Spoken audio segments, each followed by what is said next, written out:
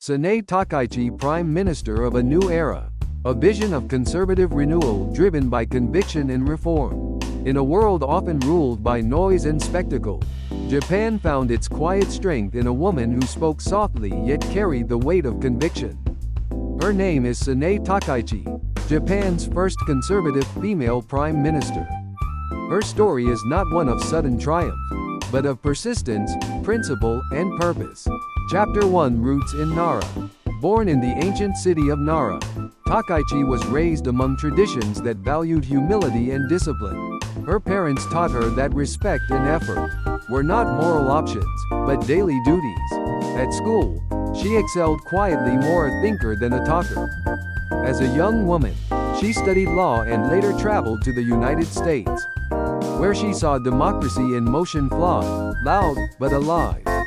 Those experiences planted in her a lifelong question. How can Japan protect its identity while embracing change?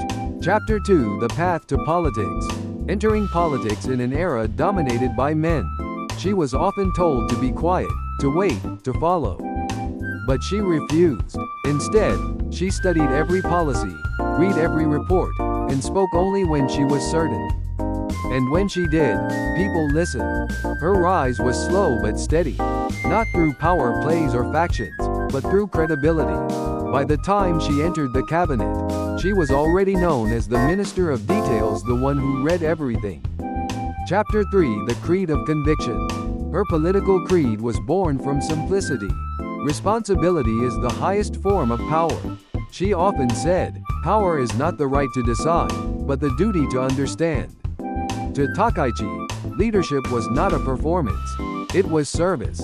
Her approach combined moral clarity with pragmatic reform, a rare balance in modern politics. While others sought approval, she sought alignment with principle. Chapter 4, Reform and Renewal. As Minister for Economic Security, and later as Prime Minister, Takaichi pursued what she called self-reliant capitalism. She believed that Japan's future depended on protecting its energy, technology, and data. The invisible front lines of sovereignty. Her government invested in innovation, women's empowerment, and national defense, not for expansion, but for preservation. She saw reform not as rebellion, but as renewal. Chapter 5, The Test of Leadership. Takaichi's leadership was tested during times of crisis, both domestic and international.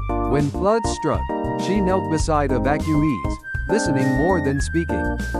At the United Nations, she declared, "Fear travels faster than reason, but conscience is faster still." Her diplomacy was firm yet respectful, blending strength with sincerity. She restored Japan's quiet dignity on the world stage. Chapter 6, The Future Vision. For Takaichi, conservatism was never about looking back. It was about protecting the foundation upon which the future could stand. She envisioned a Japan that is technologically advanced yet morally anchored, economically independent yet globally connected, a nation that measures progress not by profits, but by principles. Her guiding belief: change must be careful not because we fear the future, but because we respect what built us. Closing, legacy and reflection. Today, she no longer chases headlines, but her influence endures. In schools, her words are studied. In government halls, her discipline is remembered. And in the hearts of many, her example remains proof that calm can be courage, and conviction the truest form of power. Text on screen. Sanae Takaichi, Prime Minister of a New Era. A vision of conservative renewal driven by conviction and reform.